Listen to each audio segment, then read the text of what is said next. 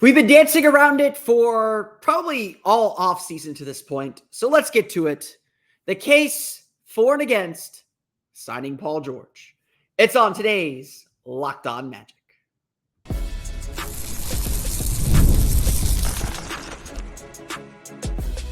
You are Locked On Magic, your daily Orlando Magic podcast, part of the Locked On Podcast Network, your team every day. And you are indeed Locked On Magic. Today is June 13th, 2024. My name is Philip Rossman-Reich. I'm the senior writer over at OrlandoMagicDaily.com. Of course, follow me on Twitter at PhilipRR_OMD. On today's episode of Locked On Magic, we're going to get straight to the heart of it. Why the Magic should pursue Paul George and why perhaps they shouldn't, plus some team building thoughts, especially after Game 3 of the NBA Finals. We're going to get to all that coming up here in just a moment. But first, we want to thank you again for making Locked On Magic part of your day every day, no matter when you listen to us, whether it's first thing in the morning, whether it's right when you upload. We truly appreciate you making Locked On Magic part of your day every day. Remember, there's a great Locked On podcast covering every single team in the NBA. Just search for Locked On and the team you're looking for, the Locked On Podcast Network. It's your team every day. Today's episode of Locked On Magic is brought to you by Gametime. Download the Gametime app, create an account, and use code LOCKEDONNBA for $20 off your first purchase. Terms apply. It's been pretty well speculated. I don't want to say reported, but pretty well speculated that the Magic are a team that would be in a position to go after a star player, one of these star players on this year's free agency market. We have heard the Paul George rumor in some form or fashion probably since March or April. It is something we have to consider. The Magic can open up as much as $60 million of cap room. We've really put them in the $30 to $50 million range. I'm probably putting them closer to 40 with some cap maneuverings. But Paul George is definitely an option. There's no getting around it. There's no changing that. He is someone the Magic could chase after. And when we think of free agency, we think of a team with this kind of cap room the Magic have, we do and probably should think big. Think about adding the best star. And look, as good as this Magic team is, more talent is not bad.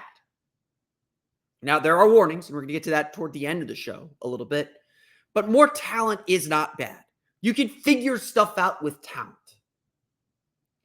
And, maybe the fit isn't perfect or whatever, but there is a lot to like about Paul George. I sat down, looked at the numbers, looked at the skill set, and frankly, there are very few basketball reasons why the Magic shouldn't pursue Paul George. Quite simply, Paul George does a lot of the things the Magic need. Last year with the LA Clippers, he averaged 22.6 points per game. He has averaged at least 20 points per game every year since 2016, and that was the year that he came back from that horrific leg injury and from the 2014 FIBA World Cup prep. He shot 47.1% from floor, 41.3% from three, 90.7% from the foul line. He is a career 38.5% three-point shooter. His 41.3% three-point shooting last year was the fifth time in his career he shot better than 40% from three. It ranked 12th among all players in the league who took at least 5 three-pointers per game. Notably, D'Angelo Russell ranked 9th. He took 7.9 three-point attempts per game, making him one of those volume three-point shooters that the Magic need. And he shot 45.4% on 4.4 catch-and-shoot three-pointers per game. So it's not like he's taking a bunch of pull-up threes or jacking up threes. These are high-quality threes that he is making. George, in fact, made 48.3% of his corner threes last year, a veritable coin flip, which is incredible for a three-point shooter. George can do it all. Great driver, averaged 7.5 drives per game last year, according to data from Second Spectrum. That's actually on the low end for him. He's a dynamic offensive player who doesn't need to touch the ball to be effective. And so when we think about what we're looking for from a point guard, someone who can make, create a little bit, make threes, but not take the ball away too much from Paolo, Banchero, and Franz Wagner.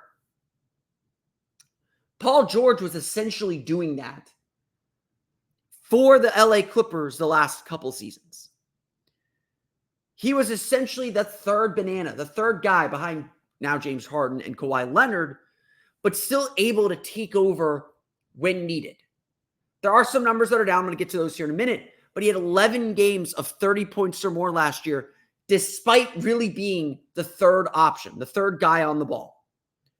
And on top of this, he still posted 13.67 assist points for 75 possessions, according to Basketball Index. He's not a natural passer, but he is not selfish in the least. And maybe George has slowed down a little bit defensively, but he's still an excellent defender.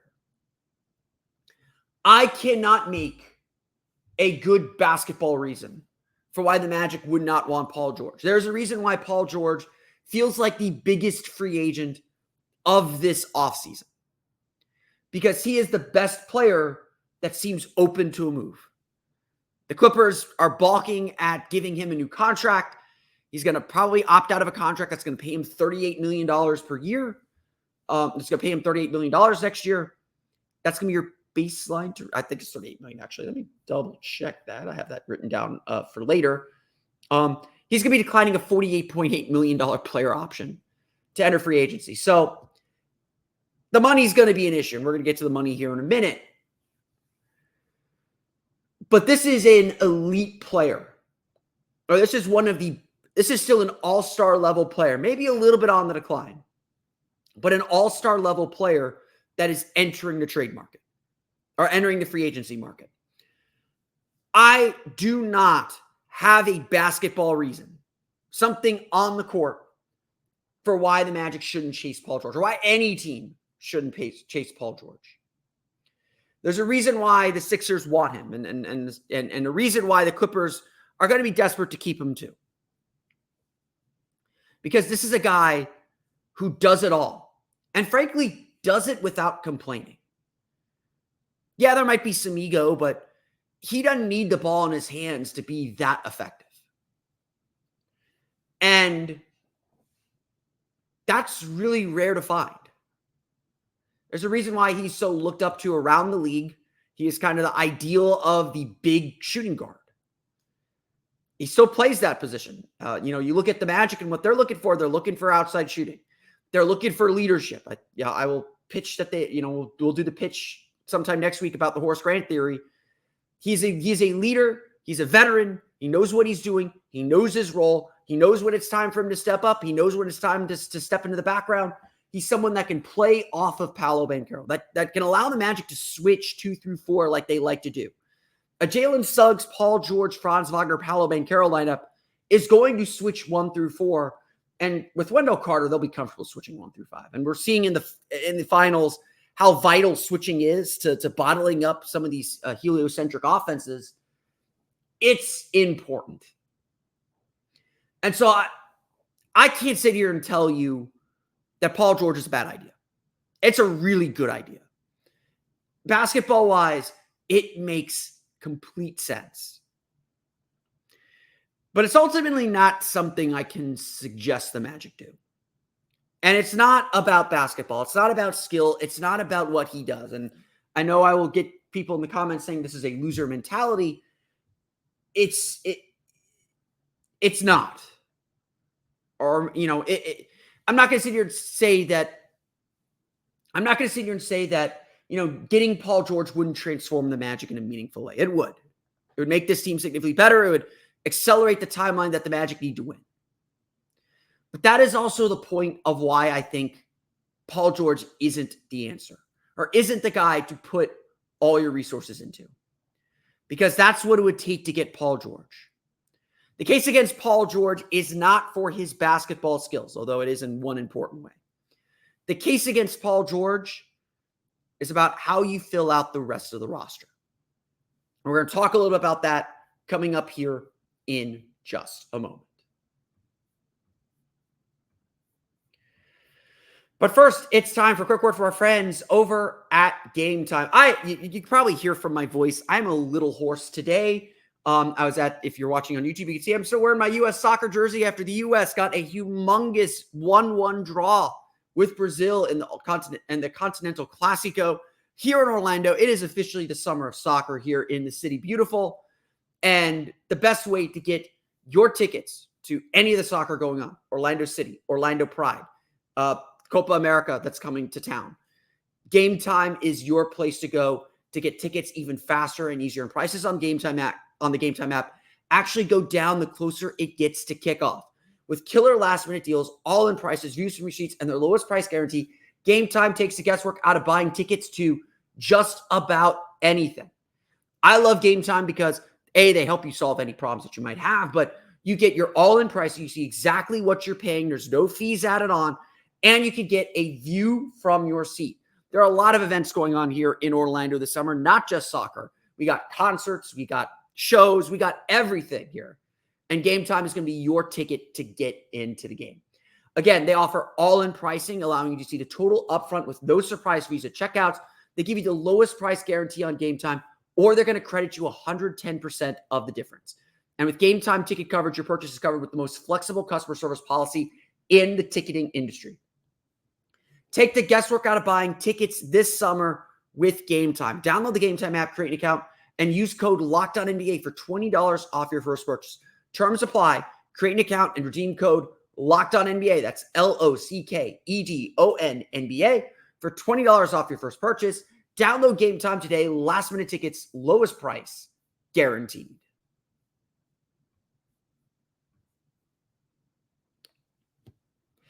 All right. We want to thank you again for making Locked On Magic part of your day every day. Be sure to check out the Locked On Sports Today 24/7 streaming channel to get the biggest stories in sports told by the local experts who know their team best. There's no shouting. There's some hot takes, but no hot takes for the sake of hot takes. These are people who know their teams intimately and can give you the lowdown on the biggest stories in sports. Check out the Locked On Sports Today 24/7 streaming channel on YouTube or the free Amazon Fire TV channels app, part of the Locked On Podcast Network, your team every day. So I mentioned earlier, there is not a basketball reason to not chase Paul George. That's the truth of it. The only basketball reason I could think of not to chase Paul George is that last year he played 74 games. And it was the first time he hit 60 games in the season since 2019. At 33 years old, George is coming to the end of his prime window. So you're paying for a player for something that's going to be outside of his prime. His aggression is already decreasing. Again, I mentioned he averaged about 7 drives per game last year. That was actually the lowest of his career since 2017. His 7.5 drives per game last year were down from 10.8 in 2023. He had a usage rate of 26.6%, his lowest since 2016. Again, look, 26.6% is still borderline star. Paolo Banchero's up around 28, 29. Your star's usually at around 30. That's still a borderline all-star. So he's not like he's not getting plenty of shots and getting his shots up. But I would venture to guess if you're paying for Paul George, you're paying more for past performance than future performance. It does seem like George is starting to wind down a little bit, or starting to change his game a little bit to prepare for the next phase of his career. And again, he's still going to get paid like a star. Someone is going to give him a $40 million contract. That's just how it goes. And that's why I want to preach some caution. Paul George is turning down a very, very large player option here. One that would pay him $48 million a year. So at a baseline, he's probably looking for a contract starting at $40 to $45 million a year. Again, if you start him at $40 million, I think I calculated it as something like a 4-year. I calculated it like a 4-year, $260 million. Maybe he doesn't want a 4-year deal. Maybe he's only looking for 2 years. Cycle back in, get back into the free agent pool, hit another big contract before his career's up, before his prime's over, and under the new TV deal, so the salaries keep escalating. You're paying a lot of money. And like I said, the Magic have somewhere between $30 and $50 million in cap room realistically. Do you want to spend all of it on one player? And to me, the Paul George question It's less about Paul George, the player. Because like I said, I don't, outside of age and injury concerns, I don't have a good reason to pass on Paul George. I don't have a good basketball reason to pass on Paul George. Like, he is exactly what the Magic are looking for. Exactly what the Magic are thinking. That is what the Magic need. Paul George checks every box. So, I'm not in this boat very clearly. If you are, I don't have you could find my argument persuasive. You cannot find it persuasive. I don't have a basketball reason to not chase Paul George. But I would say this. The Magic are still at a point where they want some flexibility financially. There are still needs they have to fill on this roster. They need a backup. They need a third center. They need some wing depth to improve their wing depth. And so unless they are really sold on what they already have on their roster, that they can put all their resources into Paul George, and it won't be all their resources. They can still use the non-taxpayer mid-level exception. There are still some trades maybe they can make. There are still things they can do to supplement the roster. But to sign Paul George is to say, this is your summer. This is all you're doing. The Magic are not the Philadelphia 76ers that have a ton of cap room, have the ability to re-sign Tyrese Maxey using bird rights, and can still go out and sign some other players or retain some players. The Magic would have to renounce bird rights to Gary Harris, to Markelle Fultz, or just bring them back. And so to me, this is my kind of team building philosophy. The star trade or adding the star, like a Paul George is, that's the last move you make in the process. That's kind of the last piece of the puzzle. You push your chips in, you over leverage your resources for that last piece. And for my money, and I'm not spending the DeVos family's money here, but for my money, I don't think the Magic are at that stage yet. And this is where I read your comments. I see it. A lot of people say this is a loser's mentality. And I would argue, I would say, okay, yeah, you're right. At some point, the Magic are going to have to take a risk. At some point, the Magic are going to have to push some chips in the middle of the table, put some skin in the game, and do something that may or may not work. This summer, they have to spend money. They can't just sit on their hands again. They can't just say, oh, we're going to roll this roster back, roll our cap room over. That's not an option anymore. And I don't know if George is looking for one more big payday. He's getting, the $218 million over 4 years that I'm projecting, that's on the low end. That's him taking a pay cut. I don't know if Paul George wants a 4-year deal. I don't know if he wants a 3-year deal. I don't know if he wants a 2-year deal. I don't know what Paul George is looking for. But I know this. If you're signing Paul George today, that is your team. If you're signing Paul George, you are fully invested.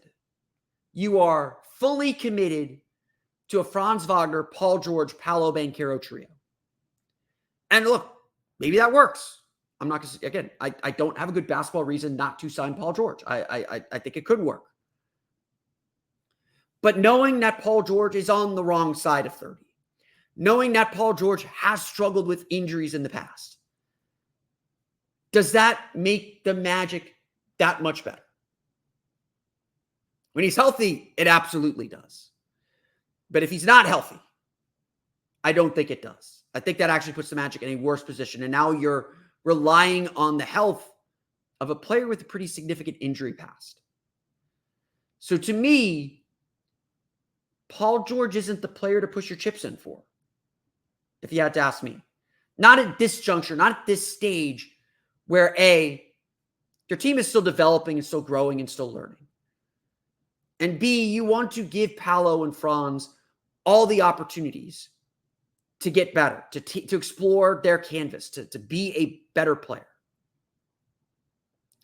And this really gets into what team building philosophy is, and gets into, like, what do the Magic actually need? What are the Magic looking for? And I think we can look at our current NBA Finals and what we saw in Game 3 especially, as well as some lessons maybe we can learn from the Phoenix Suns as to why it isn't always about winning the headlines. I want to touch on that to close today's show coming up here in just a moment. But first, today's episode of Locked On Magic is brought to you by our friends over at PrizePicks. PrizePicks is America's #1 fantasy sports app with more than 5 million members. It's the most fun and exciting way to get in on the action while you watch your favorite sports and players. All you have to do is pick more or less on 2 or more player stats for a shot to win up to 100 times your cash. With PrizePicks, you could turn $10 into $1,000 in a single game watching your favorite sports this summer. You can make a PrizePicks lineup in as little as 60 seconds. You just need to pick more or less on 2 to 6 player stat projections, and you're locked in. If you think that Jason Tatum's going to score more than 23 points in Game 3 on Friday, you just say more. If you think Derek White will score less than 15 or 16 points, you just say less. It's really that simple. And PrizePicks offers so many great promotions throughout the week, from lowering selected player stats projections on Tuesdays to increase your chance of getting a win, to getting your entry fees back if you have a losing lineup on Fridays. Game 3 is Friday, by the way. That's what makes PrizePicks so awesome. PrizePicks is currently available in Florida in their peer-to-peer mode. I believe you do have to compete against other people here in Florida, but PrizePicks gives you, it's just such a fun game. It was my favorite fantasy game that I played. I'll play about once a week. PrizePicks is my go-to. Download the app today and use code LOCKEDONNBA for a first deposit match of up to $100. Again, download the app today. Use code LOCKEDONNBA for first deposit match of up to $100. PrizePicks. Pick more, pick less. It's that easy. So like I said, I think it's important to learn about what's going on in the NBA through the NBA Finals. And we mentioned this at the start of the series. The Orlando Magic are building something that's a little bit similar to what the Boston Celtics are building. They got 2 wing creators in Jason Tatum and Jaylen Brown. The Magic have 2 wing creators in Paolo, Banchero, and Franz Wagner. But ultimately what the Magic are looking for, the kind of guiding philosophy of this team, is to have 5 playmakers, 5 decision makers, players who you can trust to make the right decision, to be comfortable on the ball, to vary your attack a little bit. And, we're seeing this play out in the finals, and it played out both ways in Game 3, where Boston was able to kind of bottle up Dallas and their heliocentric offense, and get the ball moving on their end. But then Dallas made their big run in the fourth quarter when they were able to kind of bottle up Boston, force them into ISO play.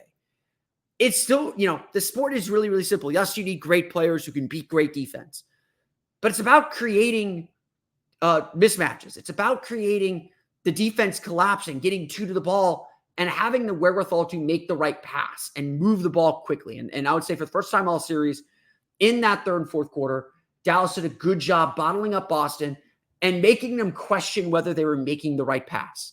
This is a problem Boston has. They kind of fall into this trap where they go one-on-one a lot. Orlando's offense is still very, very dependent on that. And so, like we saying, talking about Paul George gives you another guy who can attack. A guy who's a happy passer, not a high assist guy, but a very happy passer. But I still think it gives you another decision maker. So again, I can't make a good basketball argument against signing Paul George because he works. Like, he just makes everyone better around him. He's good defensively. I can't make a basketball argument against him.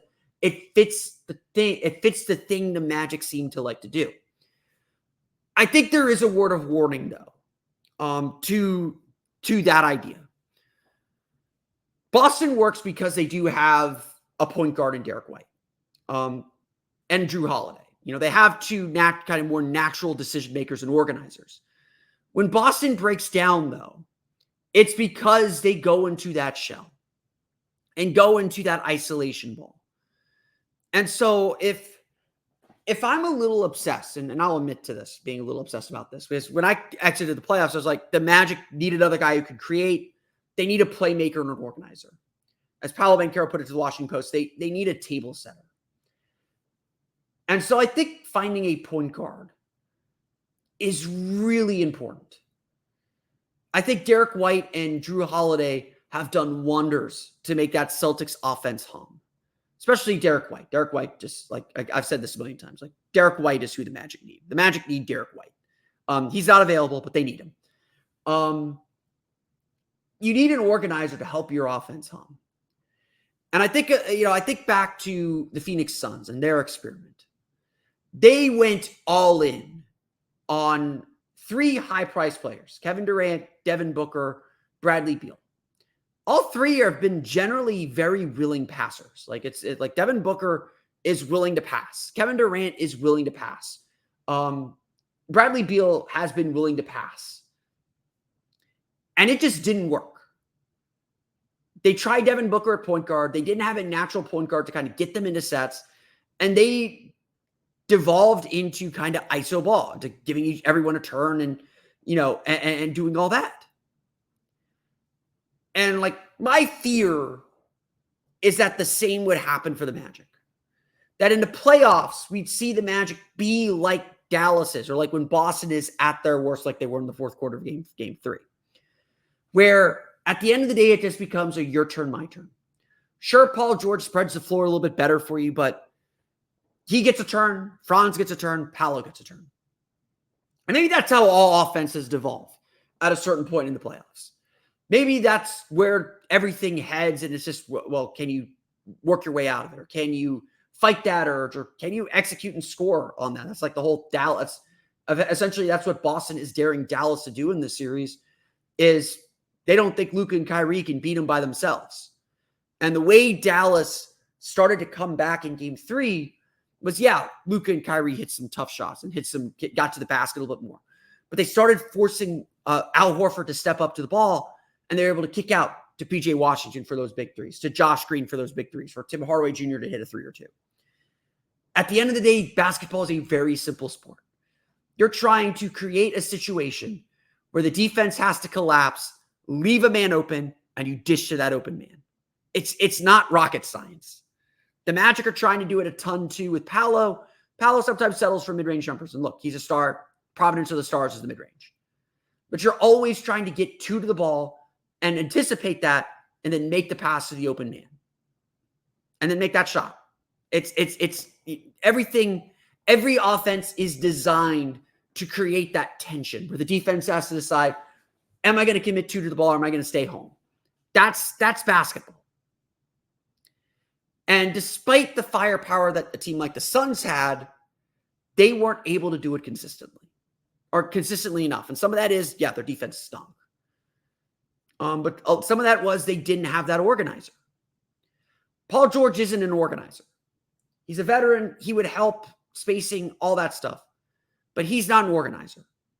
The Magic, in my opinion, would still need someone to do that, or for Jalen Suggs to develop that. I will admit, coming out of the playoffs, I'm not confident Jalen Suggs is that guy.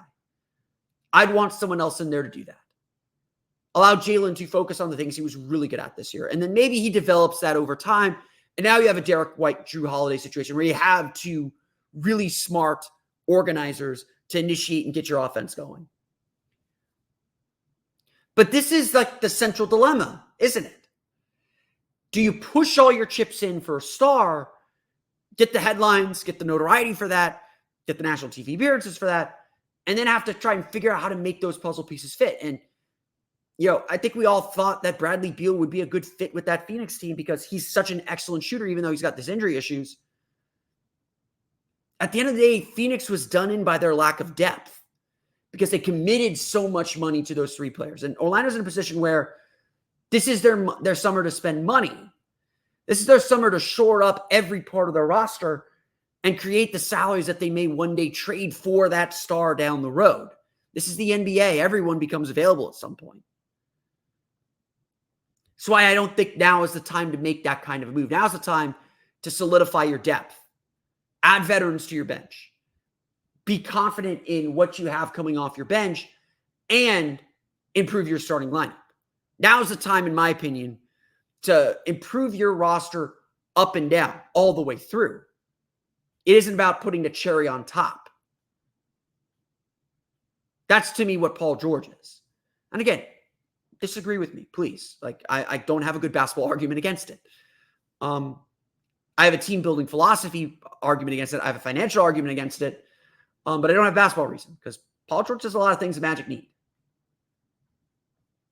But I think that the Magic need more than Paul George. I don't think Paul George solves every problem for the Magic or answers one problem, but then raises several more that maybe the Magic can figure out, maybe they can't. But to me, the lesson that we're seeing from the playoffs and from the finals, especially, is that this is a league that demands that ultimately success is, yes, you have good top-end talent, but you have a clear system, you have a clear identity, you have clear buy-in, and you have players that can contribute up and down your roster. And to me, this is the folly of chasing Paul George. Because if you do that, you're not investing in depth. You're not investing in that whole picture. And you're leaving yourself potentially exposed, both financially and personnel-wise, to some major, major holes. I want to thank you all again for listening to today's episode of Locked On Magic. Of course, find me on Twitter at PhilipRR_OMD. Subscribe to the podcast at Apple Podcasts, Stitcher, TuneIn, Himalaya, Google Play, Spotify, Odyssey, and all of my Stone podcasts to your podcast-enabled listening device. For the latest on the Orlando Magic, be sure to check out OrlandoMagicDaily.com. You can find us there on Twitter at OMagicDaily. Don't forget also to check out the podcast on YouTube. Search for Locked On Magic. We just passed 3,000 subscribers, so thank you all for subscribing. If you have not done so yet, please do so. It helps us out a ton. Also, be sure to check out my Patreon page, the Orlando Magic Hub. You can find that at patreon.com/Orlando Magic Hub for even more Magic content. I'm working my way through player evaluations. Should have those wrapped up by early next week. You can check that out again at patreon.com/Orlando Magic Hub. And as always, thank you for your support. Now that you're done listening to me, be sure to check out the Locked On Sports Day 24/7 streaming channel on YouTube and now available on Amazon Fire TV in the free Fire TV channels app.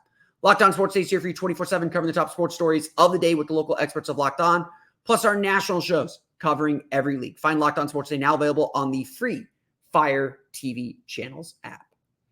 But that's going to do it for me today. I want to thank you all again for listening to today's episode of Locked On Magic. On our episode tomorrow, we focused a lot on the star players, the high-end players in free agency. Let's talk about some mid-level guys. Because I don't think the Magic are going after just one player. I think they're going after three. We'll talk about mid-level free agents, mid-tier free agents the Magic should chase. We'll get to that on tomorrow's episode of Locked On Magic. But until then, for Orlando Magic Daily and Locked On Magic, this has been Philip Rossman-Reich. We'll see you all again next time for another episode of Locked On Magic.